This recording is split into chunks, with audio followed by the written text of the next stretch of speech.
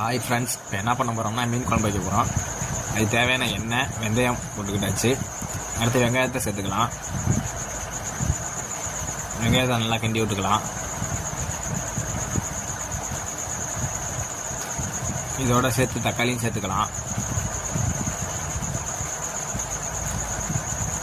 பாருங்க, மீன் குழம்புக்கு தேவையானது. அடுத்து கரைச்சிக்கலாம். இது என்னென்னா புளி தண்ணி, தக்காளி,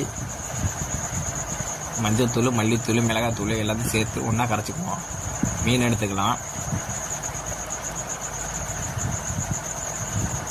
எல்லாம் வதங்கிருச்சு. அடுத்து நம்ம கரைச்சி வச்ச புளி தண்ணி எல்லா தூள்லாம் சேர்த்ததெல்லாம் இதில் சேர்த்துக்கலாம்.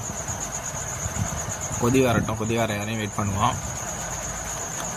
கொதி வந்துருச்சு. அடுத்து மீனை சேர்த்துக்கலாம். இதில் மீனை சேர்த்து ஒரு 5 நிமிஷத்துல இறக்கிக்கலாம். இந்த வீடியோ பிடிச்சிருந்தா